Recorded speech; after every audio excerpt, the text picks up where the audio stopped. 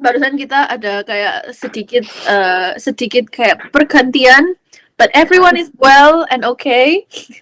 Kayak Celia and Sigmund Freud are back with you guys. Aku kasih kamu contoh temanku yang aku sebut di episode 2 nih ya, yang aku sangat amazed sama mamanya, which is temanku ya. Dia ini sudah lama kan juga di UK juga sama aku ya, maksudnya selama aku di UK juga. Dan dia sebenarnya tuh sudah lama mikir mau pindah negara lain karena keluarganya ini di negara lain gitu. Beberapa negaranya anyway, keluarganya kan ada di beberapa negara. Dan dia selalu bilang kayak dia tuh suka sama anaknya di UK ini karena anaknya ini kalau di UK ya, dan itu benar ya guys, kalau di UK tuh maksudnya kita kan tinggal di kota kecilnya ya, dia itu masih main di luar karena mereka semua kayak anak-anak itu main di front yardnya mereka kayak kecil gitu. Dia kayak main tanah lah, terus nanti dia kayak tiba-tiba nemu kayu, terus mamanya tuh selalu, misalnya aku di rumahnya mereka ya, kadang aku keluar buang sampah, tiba-tiba anaknya udah punya 2 kayu, dan itu secara inosen ya. Jadi setiap anak-anak di rumah beda-beda tetangganya ini nanti lihat anak satu sama lain dan mereka kayak mau nggak kita temenan. Dan setiap kali untuk misalnya Christmas atau summer break gitu ya, kadang kan teman aku ini ke negara dimana yang keluarganya tuh stay di sana gitu ya, dan dia bilang, dan beberapa keluarganya ini di Asia ya guys, nggak semuanya di Asia, tapi beberapa keluarganya yang stay di Asia ini, dia bilang temannya tuh semua, dan bear in mind ya guys, dia ini di age range umur 10 sampai 15 ya, sangat muda, oke.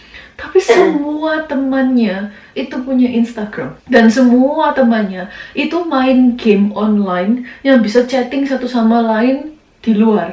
Bahkan kadang itu ya, sepupunya anaknya ini ya, sepupunya anaknya temanku nih ya, itu tuh pernah main game dan dia tuh ditanyain pertanyaan-pertanyaan yang tidak pantas untuk anak umur 10 tahun ditanyakan. Pertanyaan benar-benar tidak senonoh sama sekali. Dan anak ini itu kebetulan, jadi dia tuh ngomong aja nyeletuk gitu, dan mamanya kebetulan lewat ke dapur. Terus mamanya bilang, oke, kamu boleh main game online itu, tapi komennya harus di offin. But you know, apa chancesnya kita selalu kayak kamu tadi kan, nggak bisa kita selalu memonitor itu gitu. Dan jujur aja ya itulah, karena jadi kayak kehidupan anaknya teman aku nih ya, meskipun dia akhirnya kembali ke, misalnya dia visit keluarga yang di Asia ini, itu selalu dikelilingi teman-teman yang social media heavy, dan they're so young.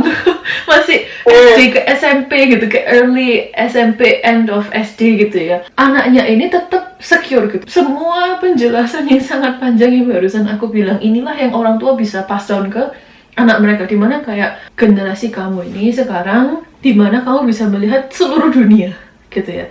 Dan untuk anak muda, bahkan untuk orang tua, itu tuh sangat berat gitu, karena ini kan informasi yang berjuta-juta informasi kamu dapatkan dalam segitu gampangnya, dan itu tuh mengefek kamu.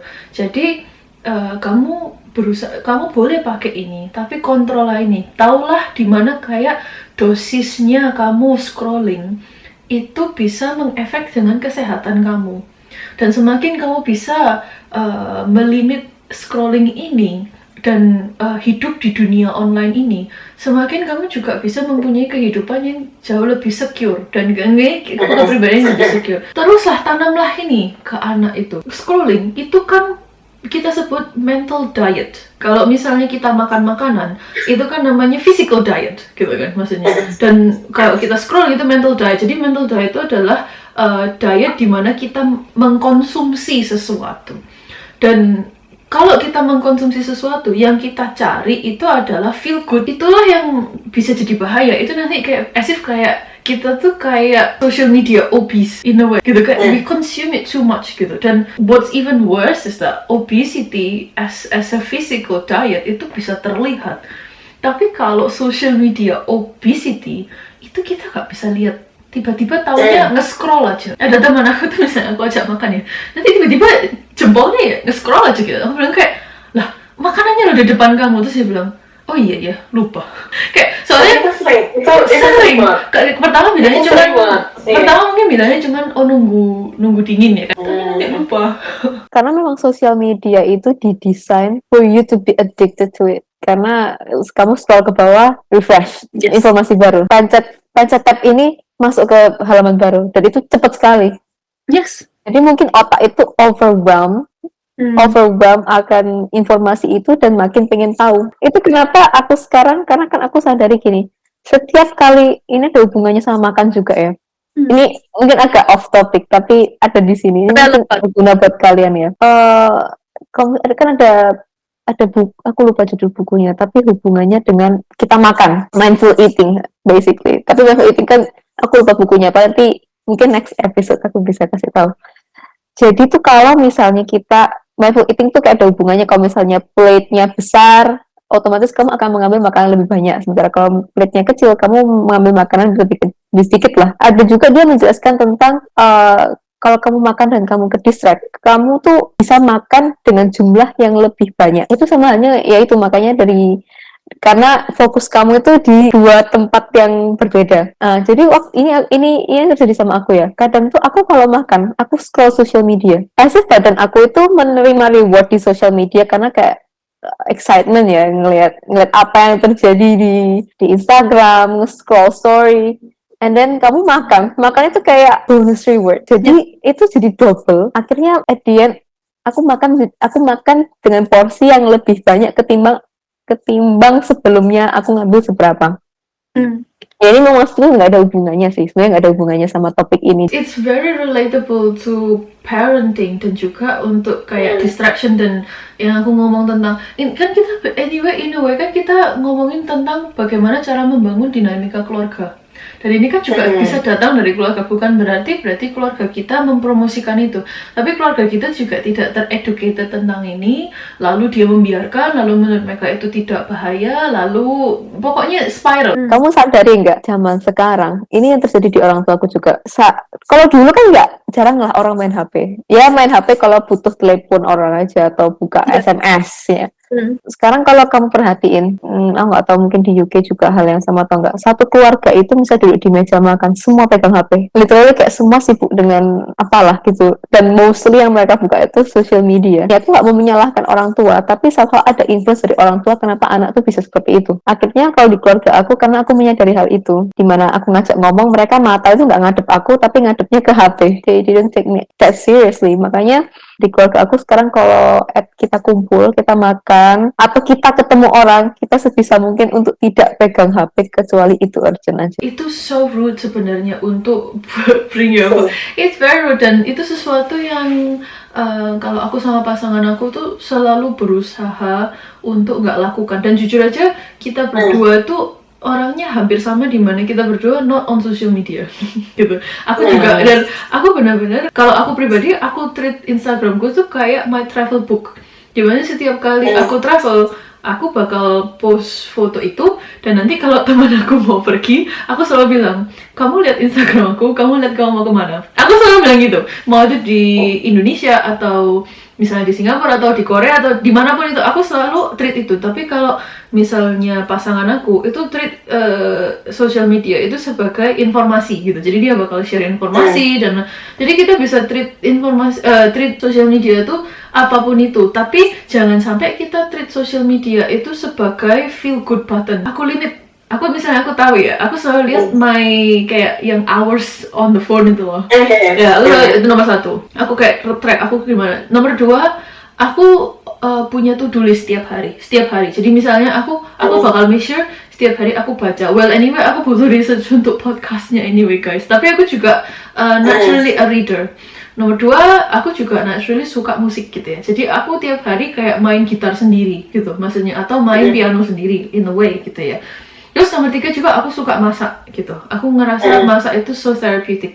Jadi setiap hari aku tuh bakal make sure hari-hariku tuh dan hidupku tuh dipenuhi dengan meaningful activities. Baru nanti kalau misalnya aku capek, terus mungkin aku mikir, oh actually kayak hari ini temenku ngapain ya, atau misalnya Sally kan punya bisnis online ya guys ya, oh Sally lagi ngapain ya gitu. Jadi aku kayak lihat gitu, oh dia habis pegang ini gitu ya. It's nice to know, genuinely. Kayak itu kan bagaimanapun social media kan didesain untuk connect satu sama others. Tapi jujur aja ya, the more we are all connected online, the more disconnected we are offline. And that is a research that is well proven. Jadi dari situ juga yang orang tua bisa lakukan itu memberi pengertian seperti ini. Dan juga aku mau touch on mindful eating sama Sally itu ya. This is very important. That is very true. Apalagi untuk orang tua ya. Karena aku ini ages ago waktu aku ngambil, jadi di tahun ketiga, aku di tahun kedua tuh aku ambil forensik psikologi guys. Tapi aku jadinya nggak jadi ke situ ya guys, ngeri. Terus di tahun ketiga aku ambil ini salah satu fokus yang aku ambil itu namanya MBSR. MBSR itu apa? Mindfulness Based Stress Reduction. Jadi kayak psikologi manusia di mana kayak dia basisnya itu lebih ke mindfulness, dan mindful eating itu salah satu dari itu. Dan karena research itu membuktikan dimana kayak bagaimana cara kita mempunyai holistic healthy physical proportion.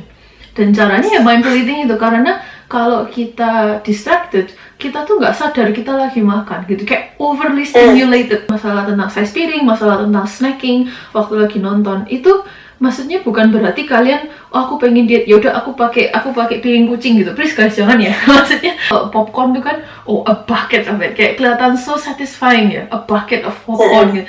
Coba kalian a reasonable size bowl, you know, in a way.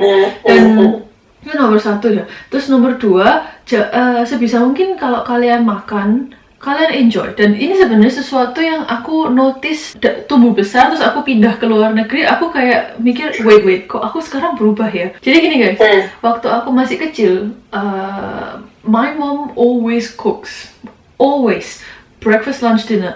Aku bener-bener nggak tahu gimana dia lakuin itu. Dan kalau aku jadi orang tua, aku kayak I cannot compete with her, karena dia selalu masak, dan dia masak tuh from scratch gitu ya. Jadi dia bener-bener, dan zaman dulu kan nggak punya ada food processor ya, jadi dia tuh bener-bener tumbuk semuanya sendiri. Dan guys, it's not good. Dia sekarang punya banyak health issues karena dia terlalu maksa, you know. Tapi karena dia put so much attention ke makanan masakan dia ya, kita sebagai keluarga tuh selalu berusaha appreciate gitu, kayak oh hari ini my mom cook this, kayak oh iya enak, apa lain kali yang ini, yang kita request juga gitu ya. Jadi kita kayak dimana kita fokusnya tuh fokus ke makanan untuk appreciate makanan ini dan untuk appreciate orangnya. Waktu aku tinggal sendirian dan makanan tuh lebih accessible, kayak microwaved foods, oven foods, jadi I don't respect the food enough gitu. Maksudnya jadi kayak ya makanan tuh cuma to get by, you know. Jadi kayak aku distracted or anything. Jadi dari situ tuh juga itu yang aku mau bilang ke orang tua. Kelihatannya kok so nyebar, nggak ada ininya ya. Aku conclude sama itu ya.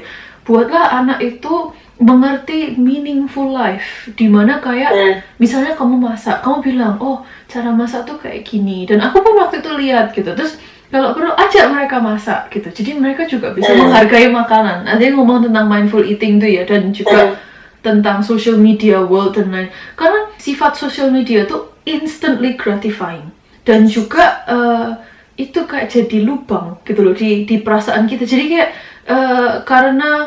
karena kita misalnya gini ya, kita sedih, terus kita on social media to feel good, lama-lama tapi manusia tuh kan nggak bisa stagnan ya. Jadi lama-lama apa yang membuat kamu feel good, karena itu eksternal, itu nggak last long, karena kan itu nggak dari sini deh. Jadi lama-lama apa yang make you feel good ini no longer makes you feel good. Jadi kamu dosisnya kamu naikin lagi gitu ya. Kamu kayak lebih lagi, kamu kayak lebih kayak Google search lah, YouTube lah, apapun itu. Lama-lama jadi kayak dosis candunya semakin tinggi, tapi rewardnya semakin rendah. Instantly gratifyingnya itu lebih rendah. Tapi sekarang kan kita sudah terjebak ya, itu kan jebakan Batman gitu ya. Dimana kayak sekarang kita sudah terbiasa bergantungan untuk feel good, dan dosisnya tuh sudah menukik, nggak bisa naik lagi. Kalau kita berhenti, kita crash kan. Jadi kita tetap nge-scroll, tapi kita nggak feel good, dan kita numb, itu tadi ya, kita numb, kita no longer feel good, tapi kalau kita nggak bisa stop. Soalnya kalau stop nanti kita takut crash, jadi kita selalu diambang-ambang, oh I don't feel good, but I'm doing it anyway, but this doesn't make me feel good and I feel envious, blah blah. Everything is actually ya semua itu related gitu. Yes. Mau dari kita bahas makan, social media, kayak how do we handle these things as a personal as well ya. Itu sangat related. Karena aku sendiri juga merasa begini. Kalau misalnya aku contoh dari social media ya, aku itu tahun-tahun zaman COVID lah, itu aku pengguna sosial media kalau misalnya divonis itu sangat berat gitu. Kalau misalnya nggak buka sosial media itu aku mau ngapain? Yes. Nah, that's why waktu Merina bahas tentang kayak ya kamu scroll I don't feel good, itu aku pernah merasakan hal itu, dimana kayak there's nothing that I can do except playing social media. Nah, itu perasaannya nggak bisa dijelaskan sih. Kalau misalnya mau dijelaskan ke orang tua pun juga kayak mereka juga nggak bakal ngerti gitu loh. Akhirnya untung saja waktu itu akhirnya aku cari kegiatan-kegiatan lain. Contohnya aku main musik gitu, kayak aku nggak pernah main musik guys, karena aku merasa hidup itu dibanding-bandingkan sekali. Maksudku kayak aku yang membandingkan diriku dengan orang lain karena sosial media itu. Terus aku merasa kayak aku nggak begini. In a way waktu itu kan aku sempet waktu COVID kan aku sempet berat badan sempet naik ya. In a way kadang tuh aku nggak melihat orang yang fit itu sebagai pacuan, tapi kadang aku juga melihat itu sebagai kayak I'm fat gitu loh. Aku merasa kayak aku ini jelek banget gitu, makanya nggak ada yang mau sama aku yang kayak gitu-gitu. Itu I don't feel good about myself. Akhirnya ya aku cari kegiatan karena mungkin aku sudah kayak terlalu lelah ya. Aku mungkin belum ke efek yang 6 belum. Tapi aku merasa lelah, akhirnya aku mencari kegiatan lain. Ya main musik itu sendiri dan yang kayak aku les bikin nail art juga. Aku menyalurkan hal-hal yang ke hal yang positif lah. But I know that feeling when you play social media and you don't feel. Dulu waktu aku main social media itu ada jeleknya juga ya main social media ya. Karena dulu itu aku tuh tipe orang yang apa ya? Dulu itu mencari validasi di luar. Jadi waktu aku post di social media, I try to stay in that persona di kehidupan apa yang beneran bukan online. Itu aku berusaha menyamakan diriku di social media, and it's very tiring. Kayak aku berusaha memenuhi ekspektasi orang lain, padahal aku juga nggak tahu ekspektasi mereka itu apa, tapi karena aku melihat social media kayak gitu, somehow aku program myself to do a certain way yang sesuai dengan apa yang aku post di social media, and it's very tiring gitu. Jadi social media itu ada plus and minus lah. Cuma sekarang aku udah membatasi ya, membatasi main social media. Dan aku ada prinsip begini, apa yang aku post di social media, ya udah itu cuma di social media. Tapi kehidupanku yang asli nggak begitu. Jadi kalian kalau misalnya buka social mediaku, oh saya itu yang kayak gini. Terus kalian buka YouTube, aku begini, kayak literally kayak, I mean like. Yeah, I try not to stick in that persona. Aku mau post apa yang aku mau post, tapi aku tidak seperti like apa yang kalian bayangkan di sosial media, karena aku pernah di posisi itu, yaitu menyamakan hidupku dan sosial media is very tiring. Jadi, karena people's validation itu lagi sih contoh yang paling deket lah. People's validation itu gini, karena waktu kecil pun misalnya kita sekolah nih, kita tuh selalu dibanding-bandingkan dengan murid yang paling pintar. Itu very basic banget. Itu kayak very basic lah. Semua orang pasti mengalami ini, nggak mungkin enggak. Karena guru pun juga terkadang, aku nggak tahu sekarang, terkadang itu mendewa-dewakan murid yang pintar ini. Jadi somehow tuh kita hidup di mana kalau misalnya kita nggak sepintar orang itu, berarti kita tuh tidak pintar. Nggak accepted ya. Ya, nggak accepted itu. Yaitu deep rooted ya, ternyata mesti kayak apa, semua itu memang berawal dari.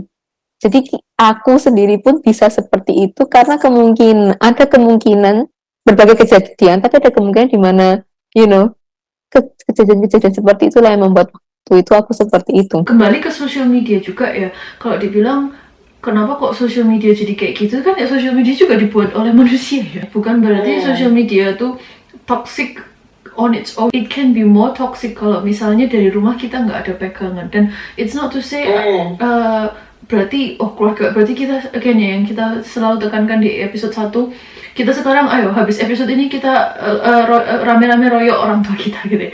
Mereka pun juga nggak tahu gitu loh, maksudnya they don't know any better gitu. Jadi nggak apa-apa, ini bisa berhenti di kita gitu. Dan sebenarnya tadi Sally ngomong soal social media yang dia bilang kalian jangan lihat aku sebagai orang yang on social media gitu ya dan lain-lain. You know what? Kalau aku pribadi ya, aku lihat social media itu an extension of who I am. It is who I am, tapi it's only a small part of who I am. Jadi it really is. Kayak, guys, I really did go to these countries. Kayak aku nggak edit diriku untuk di negara ini. I really did. I really was there. Dan aku nggak pernah sekalipun Photoshop badan aku. Aku selalu keep it as authentic as possible. Setiap kali gimana ya? Podcast inilah itu tuh Sally. Tapi Sally yang kalian tahu online itu kayak so Barbie and Ken world gitu kan. Dan itu maksudnya itu juga bukan berarti Sally itu curate a false image ya. Tapi memang Sally itu orang yang benar-benar enjoy kayak hal feminin dan itu dibanding aku jauh ya. We are friends tapi kayak we are two different people, you know, which is okay gitu. Dan Sally memang dari keluarganya, dari parentsnya sama saudara-saudaranya dia memang enjoy girly stuff, which is nice gitu. Dan dia juga enjoy gym gitu, which is nice gitu ya maksudnya. Cuman menurut aku selalu merasa itu sangat disayangkan kalau kita lagi ngomong tentang dating world in our private conversation ya. Aku selalu bilang kayak, you know guys, itu kayak kadang itu belum lihat this Sally, karena this is Sally gitu, benar-benar yang kayak deeper dan dia kayak punya banyak curiosity di dunia online. Itu mungkin kalau Sally post ini dibanding post dia lakukan yang orang lebih validate itu ya, mungkin orang itu kayak ngerasa kamu kok nggak kembali ke post itu aja, kita lebih suka gitu kayak gitu. This Sally is more perfect. Sekarang aku bener-bener step off almost completely anyway. Dimana aku tahu keluarga aku dan teman-teman aku dan pasangan aku itulah duniaku. Mereka tahu aku, mereka sangat appreciate siapa aku gitu. Kalau misalnya orang merasa outer shell kita itu menarik, great gitu. Tapi mereka harus, yang ini sebagai orang tua juga perlu himbau ya, kita harus lebih tertarik oleh dalamnya orang itu daripada cuman apa yang terlihat dari luar. Dan itu sangat relevan kan ke episode 1 dan episode 2 ya.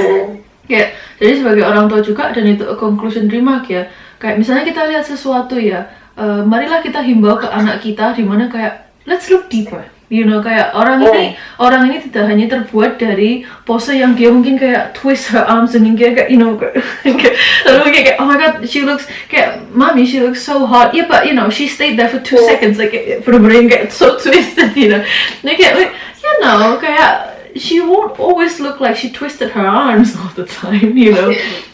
Kan dengan begitu kan kita selalu tanamin ke anak dimana kayak lihat lebih dalam daripada apa kasat mata kamu lihat gitu. Build a life that makes you forget your screen. Dan itu conclusion remark nomor 55. Conclusion remark yang ini, karena ini kayak literally that quotes, that quotes itu kayak bungkus ya yang ini. Dan juga bisa move on ke next topiknya ini juga bisa remark ini. Kayak maksudnya kayak setiap kali quote tadi kan build a life, jadi kayak bangunlah hidup yang membuat kamu lupa akan HP kamu gitu ya. Dan aku kasih contoh kecil aja kayak Sally sama aku ya, karena kan yang ada di screen kan kita berdua aja ya. Yang kita berdua kalau ketemu ya seharian kita berdua jarang pegang HP.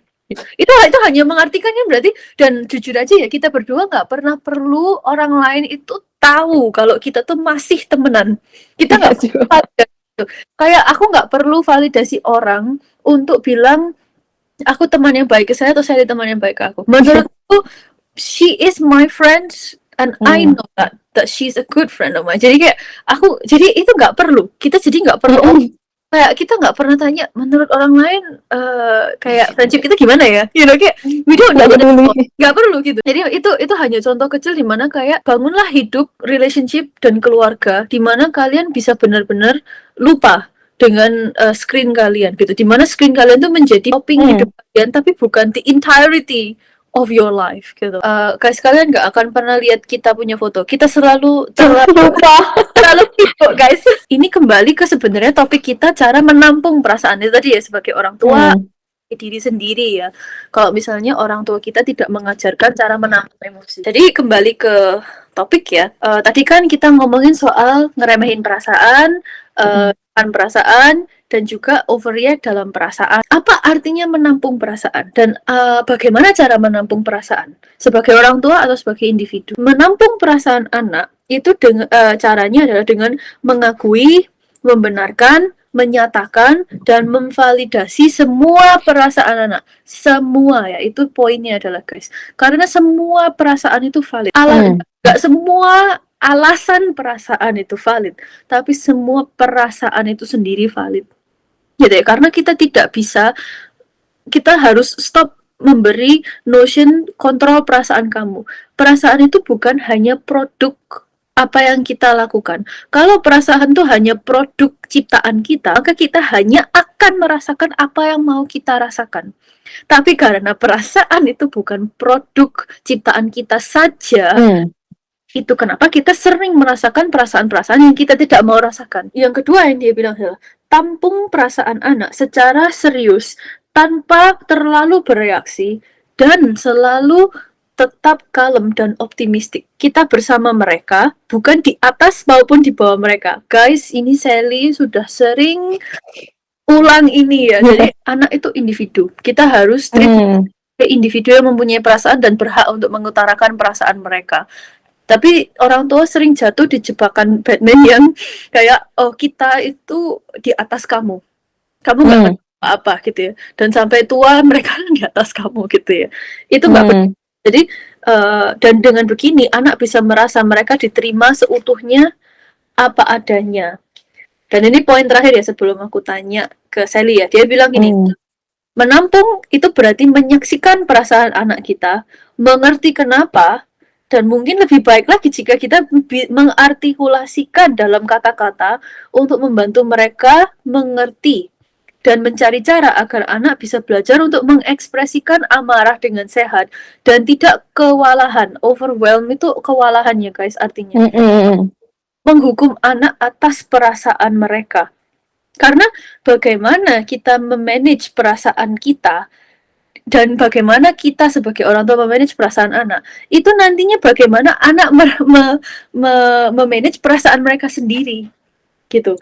Jadi kalau kita memerangi perasaan anak, itu sama dengan kita memerangi dan melumpuhkan insting mereka. Apa yang terjadi kalau kita melumpuhkan insting mereka dan kita maksudnya mereka lagi mengutarakan sesuatu negatif, lalu kita tepis gitu ya. Yang terjadi adalah mereka tetap sedih. Itu yang tadi aku bilang ya. Mereka tetap sedih dan terperangkap dalam perasaan mereka. Tapi lebih parahnya lagi sekarang on top of that, di atas itu mereka sedih karena mereka sudah membuat orang tua mereka marah.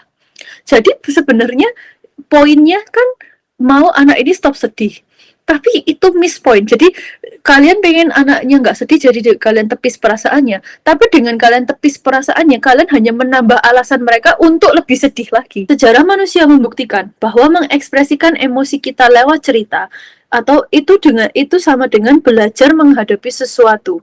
Dan semakin kita mengekspresikan perasaan kita, semakin kesedihan atau ketakutan kita perlahan-lahan hilang. Guys, aku mau ini disco dulu ya. Jadi Sally kalau kalian lihat, oh that's funny, kenapa kok Sally pindah lagi ya? Well, kita ada kayak situasi barusan, but anyway, Sally is fine, I am fine, we're all fine.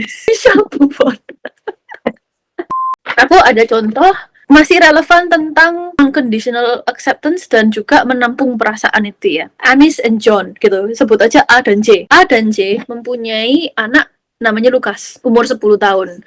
Dan A dan J ini small business owners. Jadi kayak A punya bisnis sendiri, B punya bisnis sendiri. Nah, jadi tapi mereka sangat cinta sama anak mereka gitu. Jadi mereka setiap kali Lukas butuh apa, mereka akan sangat berusaha untuk memadai itu secepatnya.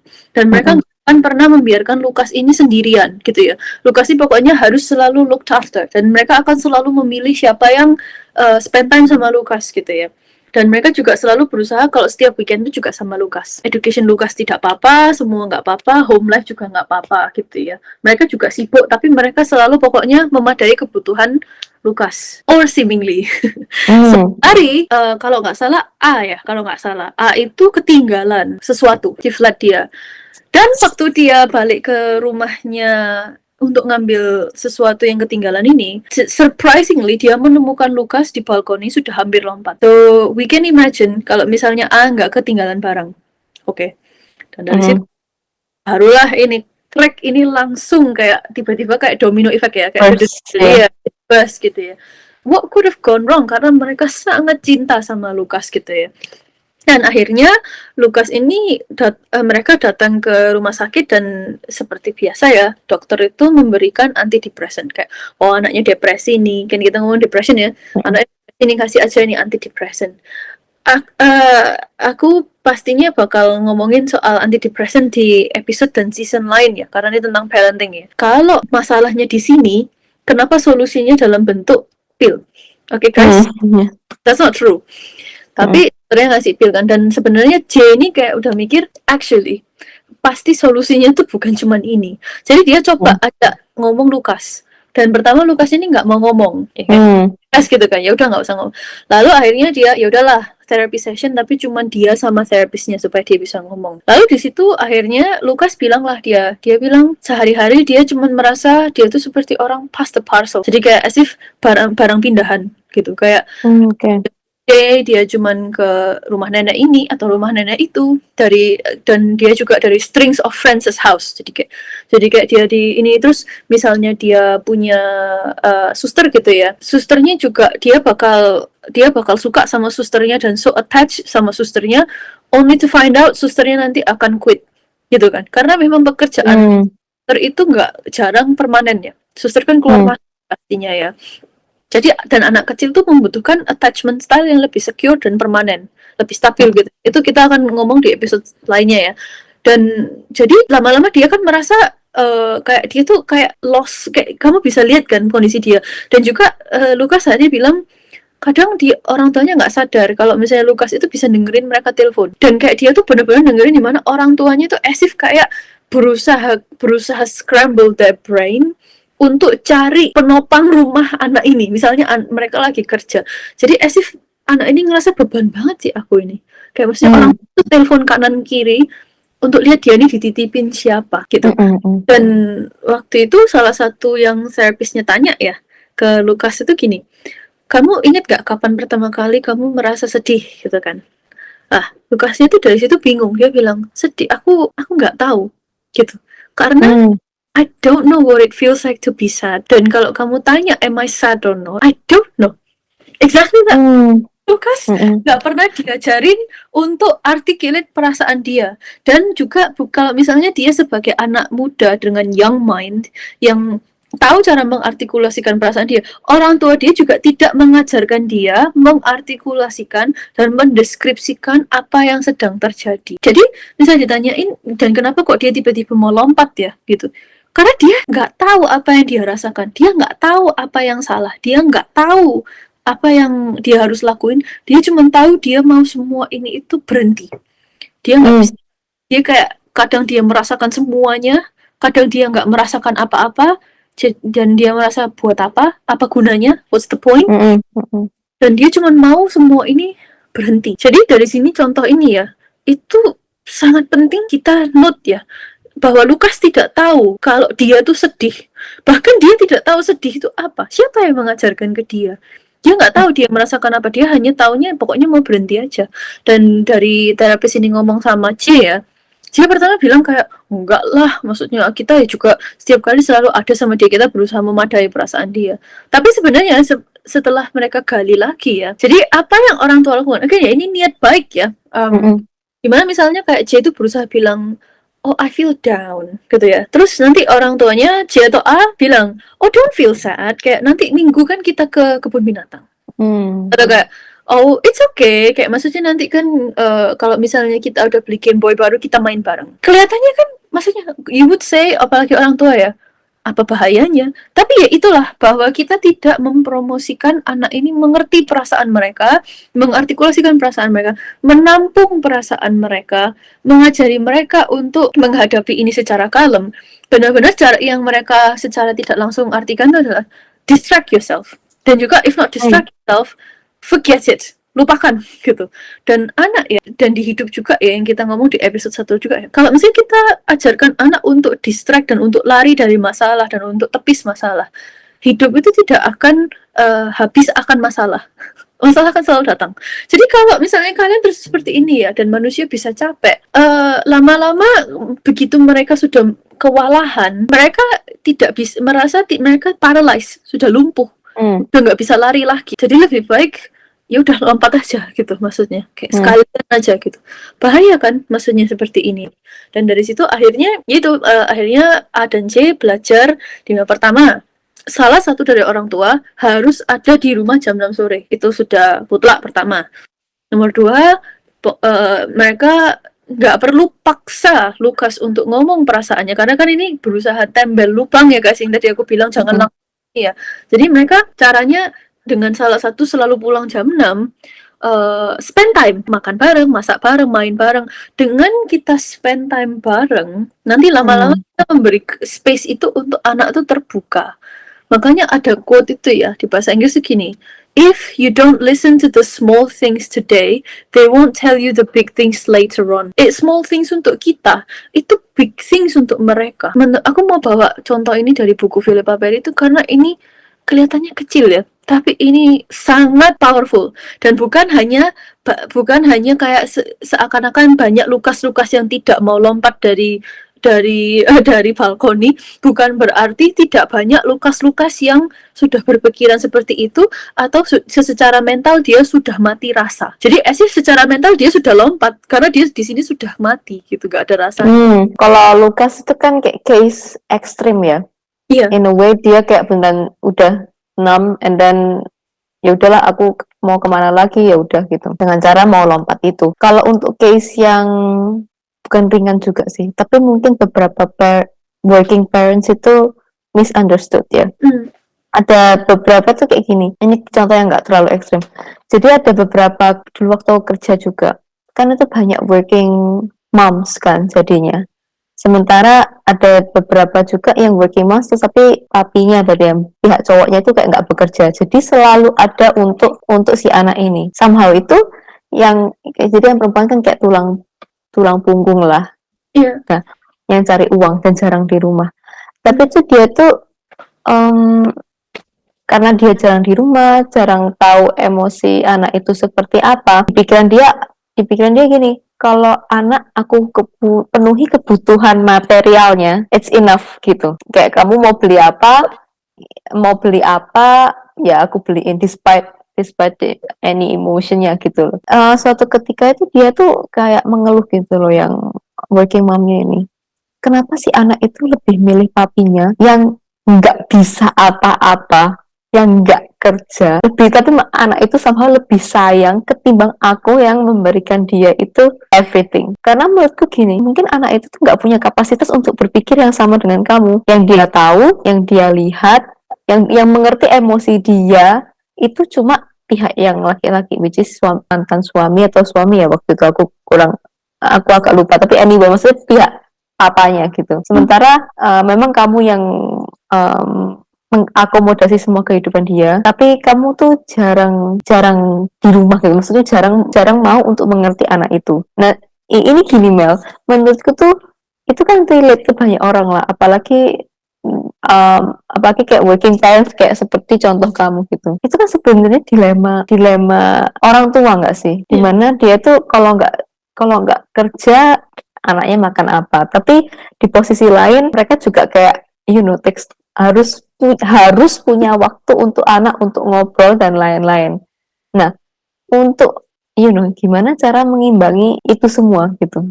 Karena kan ya gimana ya? Karena kalau orang luar menilai ya, kebanyakan misalnya dia pro maminya nih, orang luar mesti mikir kayak, anaknya ini loh kayak nggak tahu nggak tahu terima kasih sama maminya yang sudah bekerja keras. Karena orang luar melihatnya kan si papi kan nggak ngapa-ngapain gitu loh.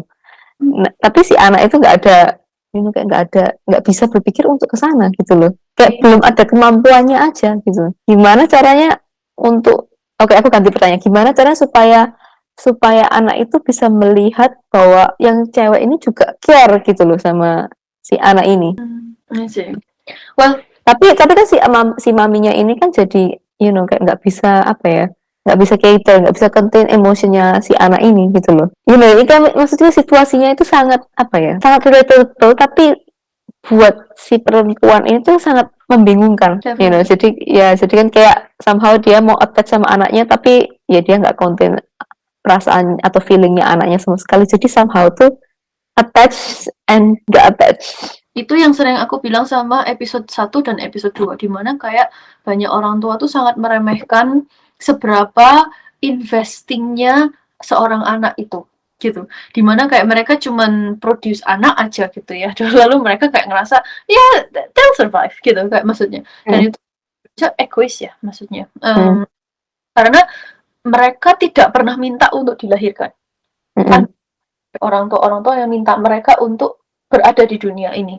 Jadi tanggung jawab kehidupan mereka itu waktu mereka masih dependent sama orang tua itu adalah 100% orang tua. Nomor 1 ya, kalau misalnya kalian memang cinta hidup kalian dan kalian nggak mau sekarang, jangan mikirin ke depan, sekarang dulu aja. Kalau sekarang kalian nggak mau sacrifice hidup kalian cinta hidup kalian, tolong jangan punya anak. Yang berusaha aku bilang adalah having a kid can be a choice. Lakukanlah apa yang kalian percayai. Yang saya bilang adalah pokoknya kalau seorang dewasa tidak mau dan tidak bisa merelakan kehidupan mereka 1% pun dari sekarang, atau bahkan hampir 65% kehidupan mereka sekarang karena anak ini, tolong jangan punya anak.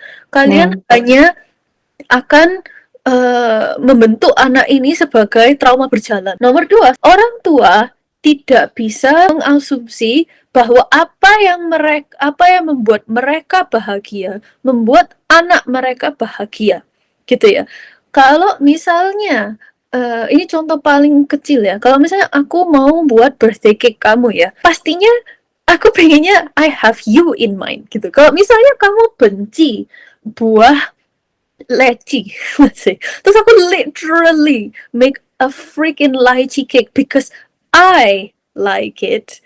Itu lelucon literally ya. Kamu masih mikir, lah ini ulang tahun, terus bisa imagine aku masih marah lagi. Gimana sih orang aku ya kue lychee ini ya, aku bisa makan itu kayak satu loyang. Kamu sekarang malah bilang kamu nggak suka apa gini-gini. Nggak bersyukur banget sih. Aku ya masa ini kayak maksudnya bake ini tuh dari kemarin malam gini gitu gitu ya. Jadi tapi kita bakal ketawa kan kayak gimana sih ulang tahun orang ini tapi yang kamu bake apa yang kamu suka. Tapi itulah yang kita lakukan di setiap hari. Orang tua terlalu mengatur dan memutuskan apa yang anak mereka harus suka hanya karena Anda sebagai orang tua suka. Kalau kalian ingin tahu apa yang terbaik untuk anak, ya maka kalian harus lihat anak kalian dan berbicara dengan anak. Kebanyakan orang tua tuh yang konotasinya saya sering bilang di atas anak itu. Dan bukan berarti misalnya orang tua kan pasti bilang ya dengerin ini ya. Anak kan masih kecil, mereka nggak tahu apa yang terbaik buat mereka. Mereka pasti bahaya lah, maunya ya cuman makan sweets terus, makan ini terus. Mereka nggak tahu apa yang terbaik. Yes and no. Kita mau ngomong tentang depresi dan emotional needs, kebutuhan emosional. Tidak ada yang lebih tahu kebutuhan emosional anak selain anak itu sendiri. Jadi kalau kalian mau tahu bagaimana, gimana caranya aku memadai emotional needs ini, dan aku harap by this second ya, setelah 3 episodenya dari betapa pentingnya emotional needs. Jangan berasumsi kita tahu apa yang ini anaknya ini butuhkan. Nomor 3, sebenarnya ada psikoterapis namanya Jerry Haidt ya. Dia tuh bilang perasaan itu tidak punya mixing board. Jadi untuk yang nggak tahu mixing board itu apa ya? Mixing board itu kalau misalnya kalian tahu, jadi kalau misalnya di tempat recording ya, kamu tuh kayak bisa besarin suara gitar, besarin suara drum, ngecilin suara kamu. Jadi itu namanya mixing board.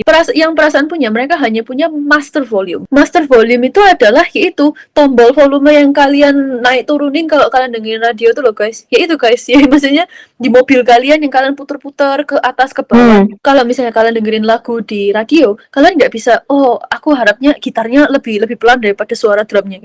Nggak bisa guys, kamu kecilin volumenya, semua suara penyanyinya pun suara drummernya memang kecil, dan vice versa gitu ya, sebaliknya pun juga sama dengan perasaannya guys ya. perasaan itu cuman punya master volume, di mana kalau kita berusaha mengecilkan perasaan negatif-negatif mereka, seperti amarah, kesedihan, dengan menepis, menekan, atau meremehkan itu ya, kita juga mengecilkan kapasitas mereka untuk merasakan hal-hal yang indah di dunia ini, gitu. Di mana kayak kebahagiaan, kepuasan, makna hidup, gitu ya. Karena itu tadi, perasaan itu cuman punya master volume gitu. Jadi semakin kita memadai dan memberi space untuk perasaan-perasaan negatif ini dan perasaan-perasaan itu tidak mengenakan, semakin sebenarnya kita juga memberi mereka pelajaran cara menjadi wadah apapun yang mereka rasakan, dan juga on top of that, kembali ke Sally yang tadi people pleasing itu ya, itu juga mengajarkan anak kita untuk menerima mereka apa adanya, bahwa hari ini aku sedih, tapi inilah aku. Hari ini aku senang, ya inilah aku. Anak ini seemingly tidak bisa mengapresiasi mama dia, padahal mama dia bekerja keras. Anak kecil, tadi yang aku bilang di awal ya, bayi, sebelum mereka belajar banyak apapun di hidup, bayi itu adalah sebuah bubble perasaan. Mereka tuh hanya terbuat dari kayak tulang, lemak, dan perasaan.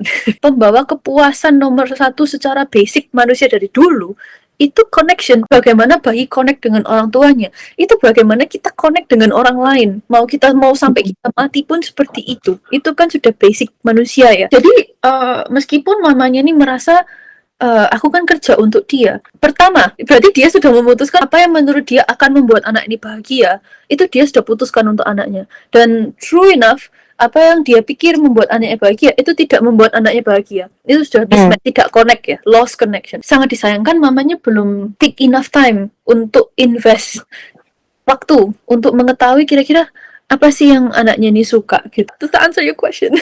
Yes. Apakah anak itu akan memiliki kapasitas di mana dia tahu kalau ternyata kalau appreciate maminya kan kamu bisa menjelaskan kan. Tapi kan kalau misalnya orang luar nih kalau lihat kan, lo yang cowok kan nggak ngapa-ngapain, cuma kayak nemenin anaknya, of course, makanya kan anaknya merasa lebih dekat sama si papi ya. Tapi apakah nanti anak itu akan mengerti kalau sebenarnya ayahnya tuh kayak nggak, papinya itu kayak nggak ngapa-ngapain, kerjaannya ya di rumah, ngerti gak sih, kayak bukan ekspektasi papi pada umumnya di masyarakat yang bekerja dan lain-lain, tapi dia bilang kayak di rumah dan nggak ngapa-ngapain. Kapasitas pengertian anak itu bergantungan kepada orang tua, apalagi dia masih sangat muda. Jadi kapasitas dia mengerti itu tergantung orang tuanya memberi sekapasitas sebesar apa. Kalau misalnya mereka bilang, itu yang kamu sentimen bilang ya, dia terlalu kecil, dia nggak ngerti. Well, kamu sudah mengutuk dia, benar, dia nggak ngerti karena dia benar nggak ngerti sekarang gitu. Coba misalnya kita nggak perlu bilang ke dia, dan ini episode 2 sekarang ya, kita nggak perlu menghina-hina orang tua lakinya ini, papinya ini ya, gitu ya. Kan perlu bilang, kamu lihat lampu ini, kamu lihat makanan ini, mami itu bekerja supaya kamu itu nyaman, hangat, bisa makan yang sehat, enak. Dan percayakan anak ini, kalau kamu selalu memberikan mereka informasi yang mereka berkapasitas untuk bisa mengerti pada saat itu, nanti mereka tumbuh besar, mereka akan mengerti sendiri. Tapi kita harus percayakan itu ke anaknya. Kamu jangan, sebagai orang tua, jangan putuskan ke mereka kayak, kamu nggak mungkin ngerti. Ya sudah, mereka sudah terkutuk nggak ngerti, mereka selamanya nggak ngerti. Kita tahu ya, anak tua kan selamanya jauh lebih murni daripada orang dewasa ya. Mereka yang butuhkan sebagai anak kecil itu untuk diajarkan, diberi pengertian untuk tumbuh, diberi kesempatan, dan dicintai dan diterima apa adanya.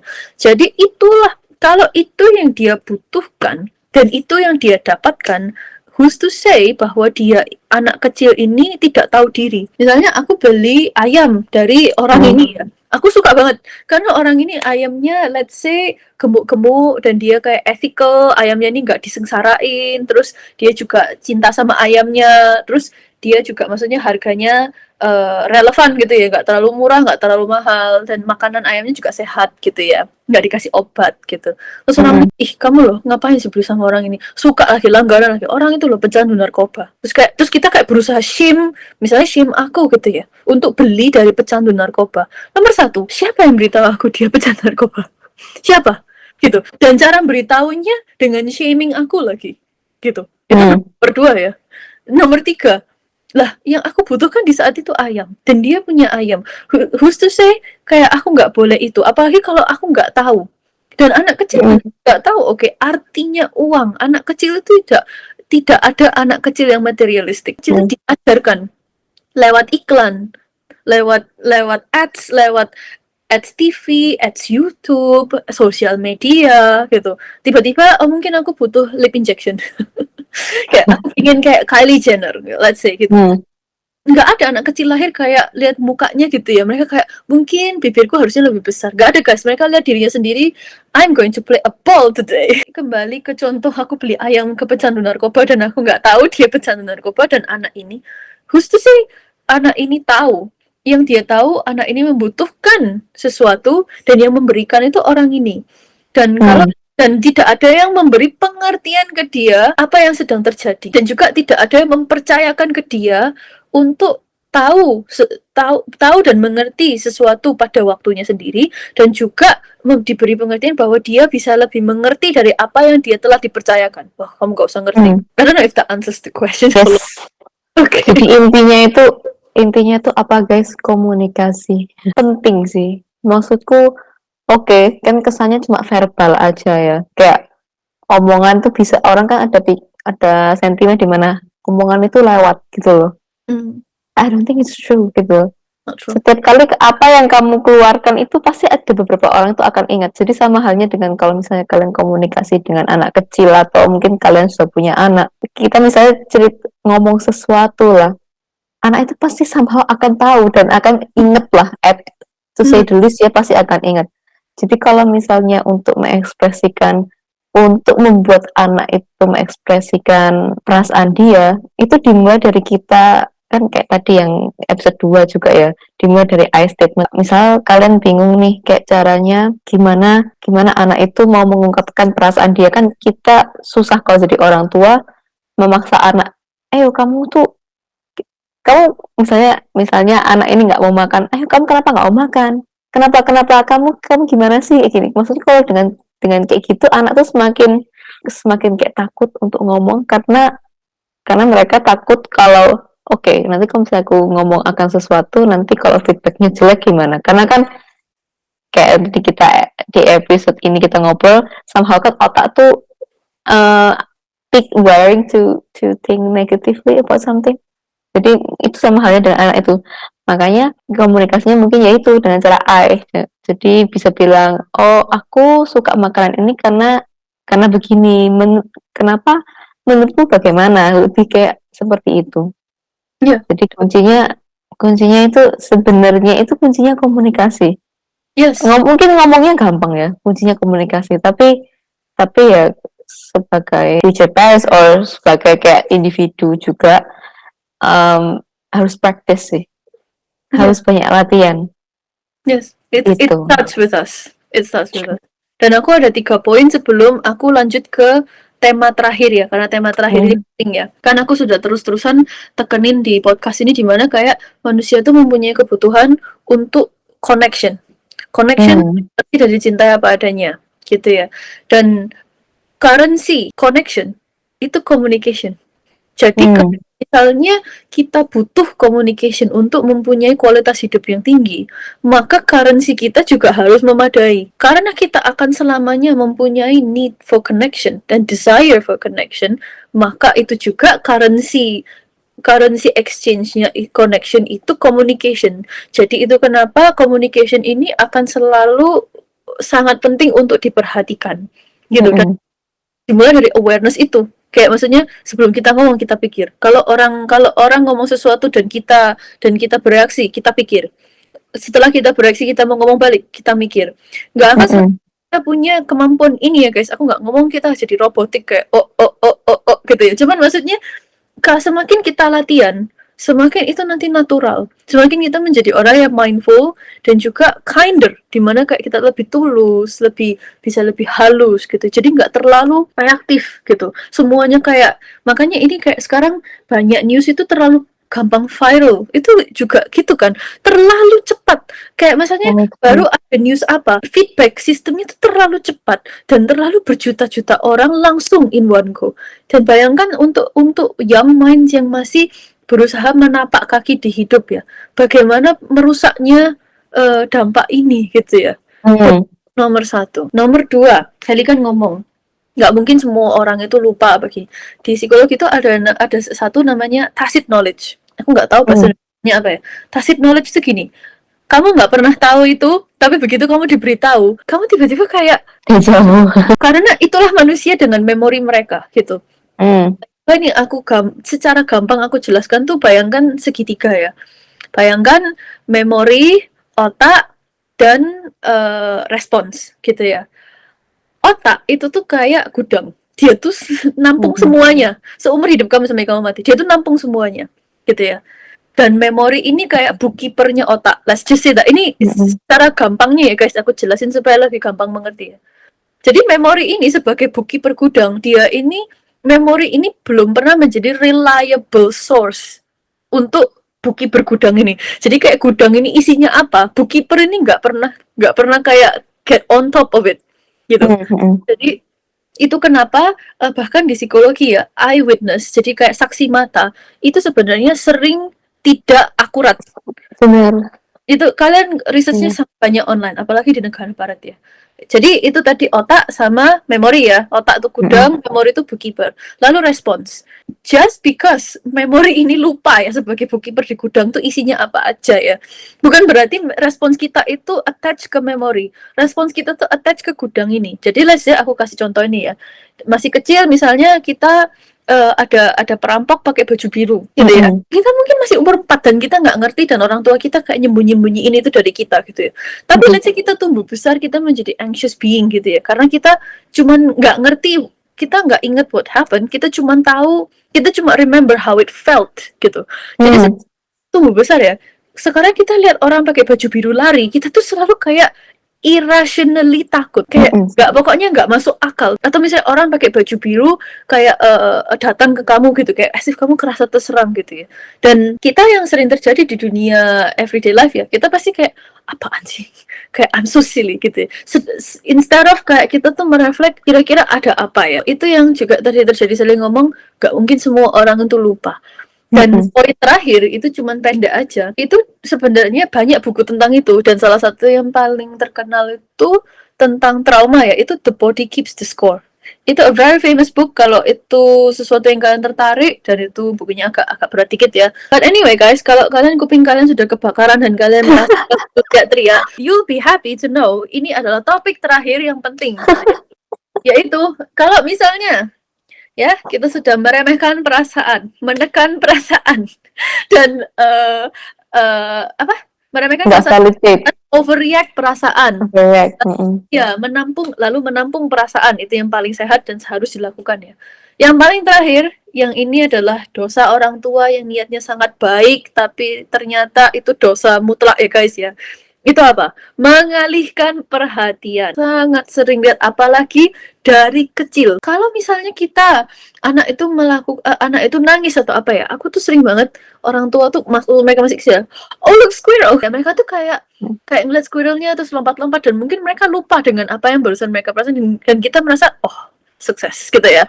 Dan jujur aja aku di Singapura tuh ya, aku inget banget, ini tuh contoh kecil banget. Aku dan pasangan aku tuh di MRT ya kan, dan ada anak kecil ini for any reason at all, dia itu di keranjang bayinya tuh nangis, itu pokoknya guys kayak gak ada besok. Oke. Kayak bener-bener dia tuh sengsara banget. Tapi mungkin, dan aku juga bisa sangat berempati dengan mamanya ya, dimana kayak dia stuck di situasi yang dia gimana dong, mereka lagi jalan juga gitu kan, kayak anxious pasti jadi orang tua. Iya, mamanya terus-terusan kayak pakai game, suaranya dikencengin, satu kereta tuh bisa denger, dan anaknya tuh setiap kali nangis terus kayak lihat ini. Aku sangat berempati dengan mama ini, dimana kayak pasti susah untuk dia, dan mungkin jalan satu-satunya supaya tidak mengganggu orang lain. Kalau kita mengalihkan perhatian anak kita sewaktu mereka merasakan perasaan-perasaan yang sulit, pertama kita menanamkan value-value tidak tulus. Kita tidak tulus dengan mereka.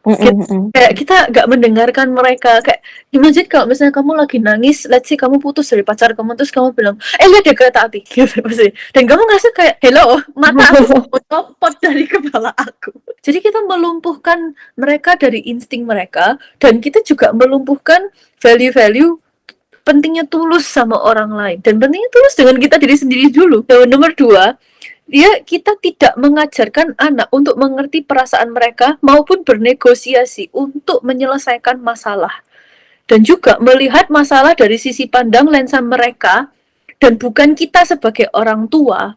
Itu penting karena yang punya masalah nih anaknya, bukan kita. Jadi marilah kita melihat lensa masalah ini dari anak ini. Anak ini datang dari mana? Nangisnya kenapa? Bukan dari kita kayak masalahnya kecil udah didistract aja gitu. Yang punya masalah bukan kita gitu ya. Dan dengan aku ngomong ini juga ya, aku nggak bilang bahwa mengalihkan perhatian itu tidak ada tempatnya ya. Ada. Contohnya apa? Vaksin anak. Kita gimana anak itu takut mau vaksin lalu kita kayak distract dia dengan nyanyi bareng, pegang tangannya, elus tangan. Itu kan kayak mengalihkan perhatian dia ya. Tapi apa bedanya? Bedanya adalah anak ini sudah tahu apa yang terjadi dan anak ini sudah di briefing apa yang akan terjadi dan apa yang sedang terjadi. Kita vaksin itu sehat buat kamu, itu akan sakit sedikit, so therefore ini mami pegang tangan kamu, elus-elus kamu, gitu ya, gimana nyanyi bintang kecil, itu ada tempatnya gitu. Jadi anak itu belajar untuk kayak menghadapi sesuatu tapi juga mencari cara untuk dia self-soothe, di mana dia menenangkan diri sendiri dan juga bernegosiasi untuk menyelesaikan sebuah masalah gitu. Tapi kalau misalnya anak lagi marah, lagi sedih, lagi nangis, terus kita look squirrel gitu ya, atau kayak lihat-lihat itu screen-nya, kita itu mematahkan fokus mereka. Mereka sekarang nggak bisa fokus. Jadi misalnya ada apa gitu ya, mereka tuh nggak bisa kayak fokus ke masalahnya ada apa. Mereka pokoknya pecah aja. Mereka taunya ada masalah avoid gitu ya. Kayak jadi nggak bisa satu gitu fokusnya. Dan nomor 3, mereka nggak punya emotional intelligence, di mana mereka tahu cara mengartikulasikan perasaan dan menjadi kontainer perasaan mereka sendiri. Kalau aku nangkepnya gini, ini poin itu sangat, every point that we discuss itu semuanya fenomenal. Kalau misalnya anak itu nggak punya emotional intelligence ya, apalagi karena distraction itu. Misal kalau aku, kayak contohnya Melina nih tadi, saya aku habis patah hati nih. Kalau misalnya aku di distract kayak, yaudahlah kamu gak usah sedih, ayo kita shopping. Itu waktu aku habis putus, aku diajak makan enak gitu. Karena I'm too overwhelmed with this feeling. Aku nggak tahu harus gimana. Terus habis itu ada distraction itu feel like an escape. Jadi akhirnya kita makan enak, tapi somehow waktu makan enak itu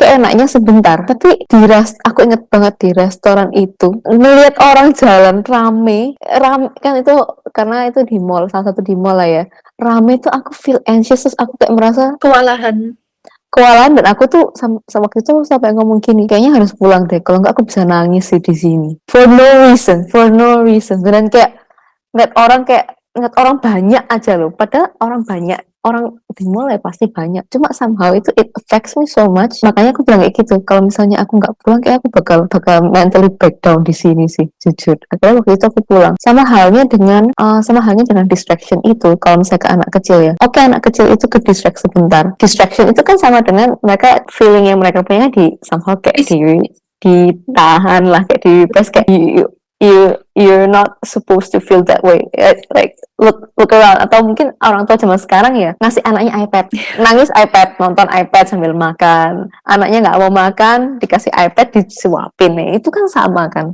maksudnya itu mirip-mirip lah contohnya. Tapi somehow itu akan terulang kembali, maksudnya perasaan misalnya kayak anak itu sedih yang nangis itu akan terulang kembali. Dan kalau misalnya caranya sama terus menerus dengan distraction, I don't think it's going to be that sustainable anymore gitu. Balik lagi karena mungkin dari distraction itu kan bawanya seperti perasaan anak itu tidak tervalidasi oleh orang tuanya sendiri, karena anak itu nggak mampu memproses perasaannya sendiri, apalagi sudah nggak divalidasi, akhirnya bisa jadi anak itu seek validation from other people.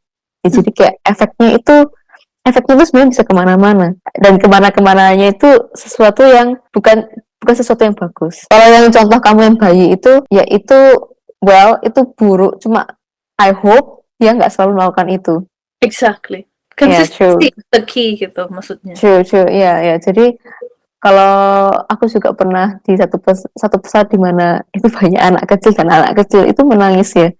aku ngerti ya perasaan orang tua di mana kayak udah bawa anak udah susah, mana ini anaknya nangis satu persatu udah bisa denger, itu paniknya dia itu gimana itu, wah susah sekali ya untuk susah sekali lah untuk berada di posisi dia. Kamu tahu ada satu video di TikTok, ini mungkin out of topic sedikit. Ada satu video di TikTok, orang ini tuh menurutku sangat tidak punya hati, dimana dia itu ngomong gini, itu kayak sempat trending, ngomong gini, coba ya ada satu perusahaan di mana itu isinya cuma adult, jangan ada anak kecil sama sekali, karena terus habis itu dia ngevideo kan, di posisi dia ngevideo, dia duduk di pesawat, tapi dia pakai teks ya, teksnya tuh isinya kayak coba aja ada pesawat yang isinya adult aja supaya aku tuh nggak merasakan hal ini setiap kali aku terbang. Jadi literal itu dia kalau setiap kali terbang itu dia selalu satu pesawat sama penumpang yang bawa anak kecil, dan anak kecil itu selalu menangis. I think it's very apa ya? Ini nggak ada hubungannya sama ini, cuma kayak heartless sih. I think it's very heartless. Anyway, ya begitulah, karena aku tapi tiba-tiba ingat hubungannya sama perasaan anxious orang tua di public place, anaknya nangis-nangis gitu. I think distractionnya sebentar is okay, but I hope itu nggak dilakukan setiap kali anak itu menghadapi masalah. Kan kalau nangis kan berarti menghadapi masalah nih. Kalau bayi masalah kan nangis. Kalau misalnya waktu sampai gede, tiap kali anaknya itu ada masalah, distract terus menerus ya, seperti yang kamu bilang tadi, setiap ada masalah ya the only choices is just run away. Contoh orang ini di pesawat itu ya, it is relevant to a point dimana kayak gini. Itu yang selalu aku bilang tentang societal change ya, karena tanpa societal change, personal practical change itu sangat terbatas. Jadi kalau misalnya pengertian yang kita hari ini diskusikan menjadi societal understanding, kita tidak perlu hidup di dunia di mana kalau misalnya anak itu mengkomunikasikan, aku merasakan sesuatu gitu ya, orang sekitar itu kayak annoyed gitu. Orang sekitar hanya bisa mengerti, oke, ada seorang anak kecil sedang mengkomunikasikan apa yang dia rasakan dengan cara yang hanya dia tahu. Tapi karena di society kita tidak tinggal di society yang unfortunately mengerti emotional needs anak kecil, jadi kebutuhan emosional anak kecil ini itu menjadi gangguan, beban, dan menjadi kayak pengganggu orang lain. No wonder kita tumbuh besar menjadi people pleaser karena dari kecil sudah ditanamkan jangan nyusahin orang lain. Padahal kayak kalau misalnya bayi bisa ngomong ya, kayak ngapain penting orang lain? I'm Aku gimana ini? dan yang tadi tentang mama di MRT itu ya, penembel lubang kan. Tadi yang aku selalu bilang kan, kalau bisa lubang itu tidak bisa dihindari di hidup, tapi yang penting kan penembelnya. Jadi kalau misalnya memang itu waktu itu tuh lubang yang tidak bisa dibantu ya, tidak bisa dilewati ya, yang penting kan penembelnya. Nomor satu, bahwa itu tidak setiap kali seperti itu. Nomor dua, apa pencegah yang bisa dilakukan next time gitu kan. Jadi kan itu menjadi penembel lubang yang lebih penting daripada lubang ini gitu. Toh dia sudah berusaha gitu. Jadi itu yang dari contoh Sally dan dari ini semua itu kembali ke topik ultimate episode ini, dimana kayak mengapa alasan nomor satu depresi orang dewasa itu orang tua mereka. Jawabannya guys, well, all of this, dimana dari kecil kebutuhan emosional tidak dipentingkan, kebutuhan orang lain selalu lebih dipentingkan, itu menjadi dimana mereka diremehkan, ditekan, atau dialihkan perhatiannya, atau mungkin di overreact, jadi kayak ditakuti anak ini, jadi kayak mereka nggak terbuka, lalu mereka menjadi orang dewasa yang tidak bisa menampung perasaan mereka dan membuat wadah untuk memadai perasaan ini, dan untuk dengan memadai perasaan ini bisa menyelesaikan masalah mereka. Jadi karena mereka tidak tahu what to do with this, mereka overwhelmed dengan ini. Mereka mematikan perasaan itu supaya mereka nggak overwhelmed. Tapi dengan emptiness atau kekosongan yang berkepanjangan, atau perasaan kewalahan yang berkepanjangan, itulah yang nanti bisa memicu depresi ini sebagai orang dewasa. Dan kalau misalnya suatu hari dia sudah muak dengan semua ini dan dia mau ini berhenti, tapi dia tidak ada ini, siapa yang tidak bisa bilang kalau dia tidak mau mengakhiri hidup dia? Solusi itu banyak, oke. Tapi siapa yang memberitahu dia solusi-solusi ini? Tidak ada, gitu. Orang tuanya tidak, dan gurunya pun tidak, dan teman-temannya pun juga dari orang tuanya juga nggak diberitahu, jadi tidak ada yang tahu. Jadi, I hope ini bisa menjawab secara garis besar dan juga lebih mendalam kenapa parenting tuh sangat penting dan kenapa ini season 1 dan kenapa Sally and I feel so strongly about these conversations gitu ya guys. Untuk kalian yang nonton ya guys ya, kita udah ngobrol ini hampir 5 jam. Aku tahu nanti siasatnya gimana. Gimana? Season 1 episode 3A and then 3B. Oh, Kan sayang sekali karena menurut aku tuh pembahasan kita itu aspeknya banyak. Maksudnya kayak kita tuh berusaha grasp a lot of things meskipun ada beberapa yang kita bakal bahas lagi lebih dalam di next episode, tapi kita mention it dan itu berhubungan dengan beberapa poin lain gitu loh. Dan minggu depan kalau aku nggak salah ya, kayaknya kita bakal ngomong soal attachment style. It's very important ya, karena your attachment style waktu kecil itu akan berpengaruh waktu kalian berteman dan punya pasangan. Stay tuned for the next episode. And for now, thank you so much for listening. And we hope we'll see you next time. Bye guys! Bye-bye!